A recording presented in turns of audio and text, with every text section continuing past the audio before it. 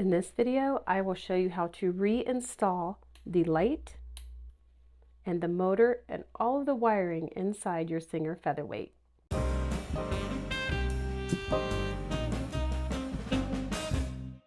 The first place that we will start when reinstalling all of the wiring is with the actual light. And before we put this one back in, let's just talk about a couple things. This is a lead sheath.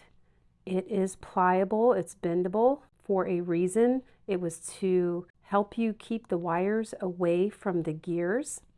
When you took this out of your machine, you should have noted which one of the wires coming out of the bottom connected to the light switch. For me, it was this one. The manuals that I have found, the adjuster's manuals, called this wire white and this one yellow, which they're not that color. They're too old to show their original color. So make sure that you just paid attention to what went where, because we want to put it back together the same way. So first we're going to put this back into the machine. Make sure if you cleaned all that lead off that you also put at least a little bit of oil on here, because you would be surprised at how quickly that oxidation comes back. And I say that because I cleaned a sheath and then it was 3 weeks until I got to it again. And I was pretty sure that when I was done cleaning it, it was a lot cleaner as far as oxidized lead than when I came back even 3 weeks later. So I had not put oil on that, and that may be why.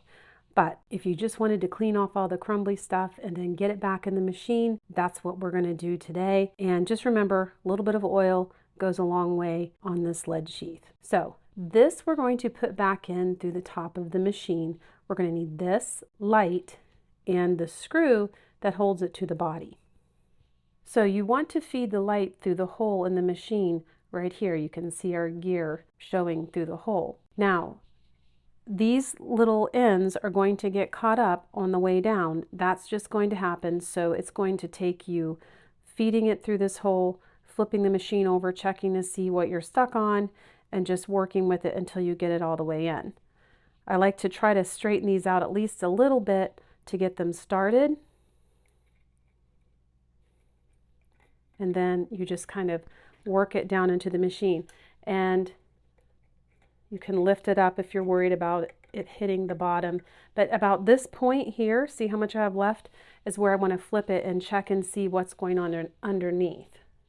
So I can see my wires in here, and they are in fact sort of stuck on the gears. So carefully, because I don't want to tug on those connectors too much, but carefully I'm going to just unstick them from whatever they're stuck on. See, here we have one. The second one's kind of went the wrong way. It's actually hanging out down here. So that one needs to come up, and I may have to kind of pull this out a little bit. And you can find a tool, a pair of tweezers, something like that, to help you work the wire in the direction that you want it to go. This one got really stuck. So I'm going to pull this out a little bit. There it is. I'm just trying to get them both to come out this side. There we go. You want them coming out on this side of the gears, not on this side. Now I'm working at the top of the machine where the light is going in, and I'm kind of pulling from the bottom, and there we go. Now I can flip the machine back over. And now that the light is actually in the machine, I can work on bending it and adjusting it, because I want to take the hole here in the lampshade and attach it to the body. So all of that needs to line up, just like that. So I'm going to grab my screw and see if I can just kind of get it started at least. And then I'll come in with my screwdriver and tighten it down. And snug it up. And we'll wait to put the light bulb in. We're not ready to do that yet. Now to reinstall the light switch, you're going to need the switch. And I will point out, I had to take the old wire off of this and put a new one on. Where it was attached, where it's soldered up here, this was all frayed. There was just a couple copper strands hanging on, and that was it. So this one got a new one. You need this paper insulator. We'll use this little screw to attach it to the light lead that's coming out of the light. You have this little plastic thumb nut that you screw on, and then you have this lock nut. Those are all things you're going to need. First, let's go ahead and get the light lead attached back to the switch. So these wires are technically two different colors. One is yellow and one is white. And actually this is the white one and this is the yellow one. And I'm going off of the video when I took this apart just to confirm, because these are so discolored, it is kind of hard to tell. So make sure that the wire you're reattaching to the switch is the same one that you took off the switch. And the way that it goes on is just with that little screw. Let me get the screw. And you just start it in the hole, always the trickiest part. The threaded part is so short. Takes a little bit of struggling, but once you get it started, you can go ahead and just tighten it down. And make sure you do have it snug. These will come loose. Almost every one I take apart, it's loose. So we're ready to feed this back up into this hole up here. The way that it goes is with the soldered part pointing out towards you. You see this cutout here? Find your paper insulator and line up the cutout and the insulator. You see the cutout right there with that cutout, and just slide it up over, and now we can feed it through the hole up here.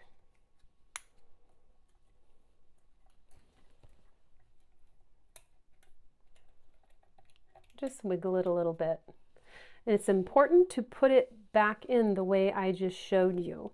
If you have this flipped around, besides off and on being in the wrong direction, this soldered wire hits the little nuts that we're going to put on the plug because it sticks out too far. So you need it put in this way. So I'm going to turn the machine over and I'm going to use this lock nut and this little plastic thumb nut to hold it in place. So just kind of holding on to the switch while it's up. I'm going to get that lock nut started, if I can, with my fingers. And it might just spin all the way down for you. Sometimes I get a little bit of resistance, but if you cleaned out these threads, you shouldn't have any problem spinning this down. Now, 9/16 is the wrench that you can use to tighten this if you like to do it that way, but you want this to go down as far as it will go. Generally, you should just be able to spin it with your fingers to a certain point and then tighten it up with your wrench. And again, this was 9/16. So that's nice and snug.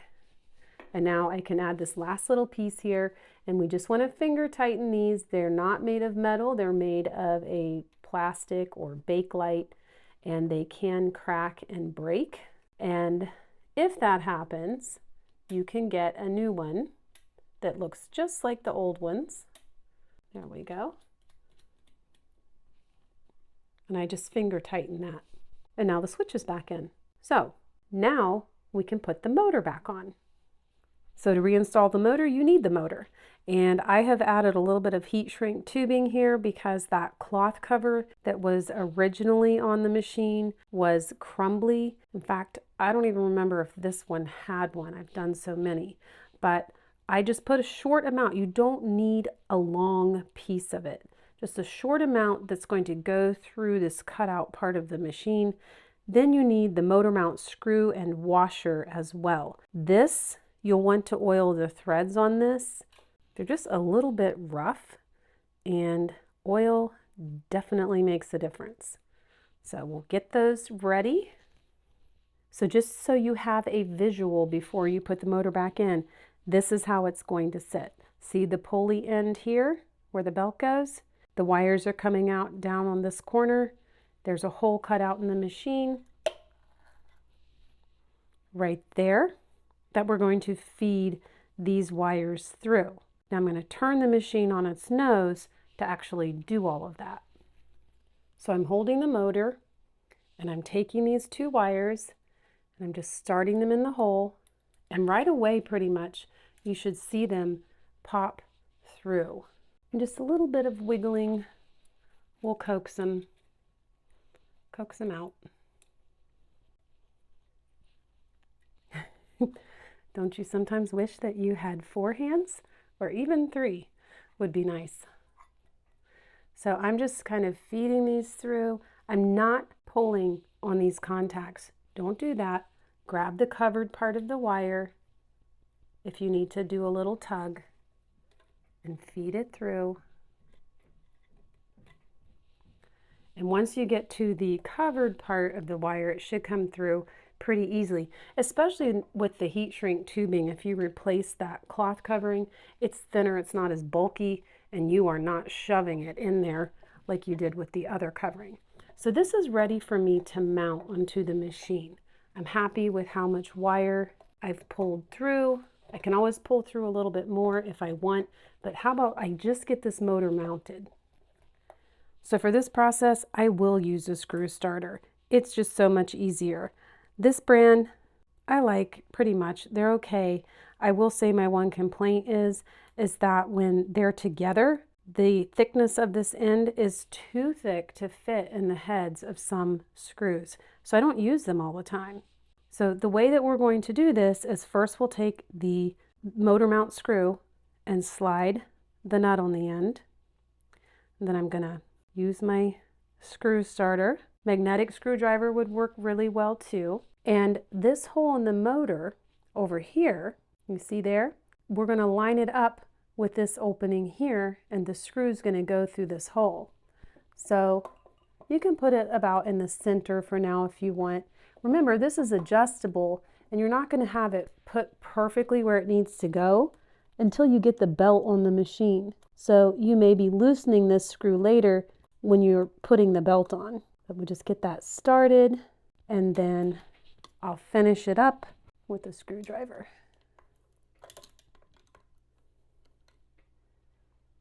There we go. Motor is mounted back on the machine, and if I want to flip it over, I can give those wires one final tug. So what do we have left? Now to get all the wires back together, we have a bunch of little parts. You need your plug and the screw that mounts the plug to the body. These 3 plastic caps are what's going to hold the wires down onto these prongs on the back. This piece here, along with this screw, and look, do you see these screw heads? Sometimes they're easy to mix them up. The one with the bigger head goes to this piece here. This is what clamps the lead sheath down in place. That's how I took it off. That's how I'm going to put it back on. These little pieces here are insulators. They're going to hold the wires from the motor into place with the smaller screw. And then you should have hopefully 3 of these little brass rings. They're going to go onto the back of the plug here, and then we'll put the wires on top. So let's get started. It's very easy to get frustrated at this point and wonder how you're going to make everything fit. Don't panic. You can actually make it all work. I'm going to start with the plug, and I'm going to start on the 3, and I'm going to work down to the 1. So these are the wires coming from the motor. And believe it or not, one of the wires is red and one is black. And you just have to look close, but you will see a little bit of coloring still probably woven in to the wire that is supposed to be red. The whole covering isn't red, just little threads in the covering are red. So what I'm going to do is feed that up through this hole. And first, well, actually, I'm also going to feed that light, the wire from the light, up through the hole, because I'm going to put it on first. I want to add one of my little rings like that. I'm going to take the other wire from the light, well, from the switch. It's the only one that should be left from the switch, not the light lead. I should be clear on that. So from the switch onto the post, and then my red wire from the motor, I'm going to slide it onto the post, make sure they're both down as far as they will go, good and snug. And then I'm going to add my little cap and just twist it on. Make sure it's tight. And we're 1/3 of the way done. Okay, this middle one is only going to take the other wire coming from the motor. So again, I'm going to feed it up through. I'm going to take one of my little rings, get it on, and then add the wire coming from the motor, the second wire from the motor. Make sure it's pushed down all the way, and then lock it down with one of those little screw-on caps. All right, now all we have left is the last wire from the light, and it's just going to go through the hole. And you might have to bend that lead sheath a little bit if you are feeling like the wire is just a little bit short. If you have one of those rings, you want to put it on. And then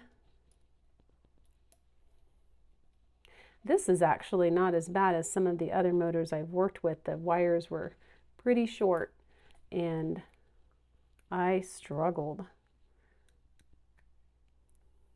So there we go. So number one has the remaining wire from the light. Number two has the black wire from the motor. And number three has the wire from the switch and the red wire from the motor. Now we're ready to push all of this inside the machine, and just be careful. Pay attention to where your wires are coming out at so you don't pinch one. And you're just going to want to get that plug up against the body of the machine, and you're going to take this bigger screw, and hopefully it's going to start for you in the hole, no problem.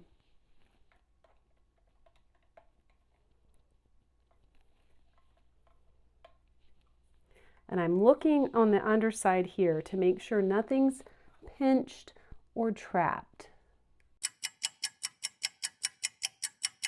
Okay, had to stop for a minute. I was filming, showing you all how to get this plug back into the machine, and I could not get it situated. And every time I looked, my wires were right, the plug fit flush like it was supposed to, but as soon as I would screw it in, it would go crooked on me. And I couldn't figure out why. Well, I finally figured it out. So here, this is the hole that we are screwing into. This is the screw. Let me show you something. I start the screw, and it starts up to a point, and then it stops. Stops right there. Now this hole goes all the way through. So if there were nothing wrong with the hole, the screw should just keep going as long as I want it to, as far as I want it to go. So my problem wasn't that I had a wire caught somewhere and it was hitting one of these caps. My problem is with this hole itself. So I can fix this, but it's going to take a tap that I don't have, but I did order it already, and hopefully in several days it will be here. So for the sake of the video, I can finish putting this back together and show you how to do it, but no matter what I do until I tap that hole out, so there's nothing really wrong with the threads of the screw, it's just the hole. My plug's going to be wobbly. Your plug will not be wobbly, assuming there's nothing wrong with the hole in the body of your machine either. So I had to make sure that I wasn't doing something wrong, which I didn't think that I was, before I could continue the video. So now I know that no matter what I do, this is about as far as my screw goes, and there you can see there's still plenty of room here. That screw needs to go further into the body of the machine to hold this plug tight. You don't want this wobble, because this is what you are pushing your plug in and out of every time you unplug the machine or plug the plug in, and that wobbly plug is just going to be annoying. So what we need to do now is to clamp down the light lead, which all you do is you're going to bend this away from the gears and then push it into this cutout right here. And you want this to be down because we still have to fit the cover on the bottom of the machine eventually. And if it's all protruding out, your cover won't fit. So now I can take my little clamp, and do you see this little cutout right here? That goes here. This circle lines up with this screw hole, and then just screw it down into place. And you know, I'm sitting here thinking, I honestly can't remember if when I removed that screw for the plug, if it gave me any trouble or not. But that would have been the first sign that there was going to be something wrong, is how that came out. I checked the threads as good as I can. I did clean out a few metal shavings with a Q-tip, but I could not get it to work at all, so it needs to be tapped. But anyway, so we've clamped down the lead sheath. Now we have to clamp down these wires coming from the motor. And the way that that's going to work is, do you see this hole right here? One wire coming from the motor is going to go on each side of the hole. What you need to do first is this one piece. It's not the paper piece. This is a paper piece and it has a shape to it. And then we have a metal piece that has a shape to it. They're going to go over the wires. Slide this one up under them like that. Then put the paper piece, and it will just, everything will fall into place because it all has a shape to it already. And I like to kind of use the end of a paintbrush or something to hold everything together. And then the last piece, the metal piece, goes on top of that. And I'm just using the end of a paintbrush here to kind of make sure that everything's lined up, so when I go to put that screw in, I'm not fighting anything. And get that started, and then screw it down. I'm just kind of holding everything in place. You're going to want to tighten this one all the way down as well. Now what I want you to do really quickly is, when you get everything tightened down, if you have your bottom cover handy, just check and make sure that it fits on the machine and that the wires aren't pushing it out. If it's not, you're good to go. Now, final test to know if we did this right. And we grab our plug to our machine, and we're going to plug it in for the first time. My plug is a little wobbly. Have my foot control, and I have a light bulb. I'm going to put one in to test it out, and this is the bayonet style light bulb. So it just slides in the socket, and then you kind of push and turn it towards you, and it should lock in. And then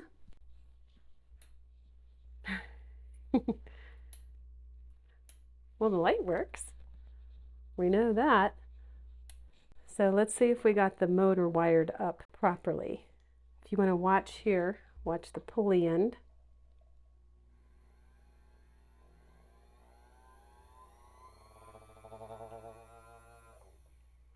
Everything works all back together.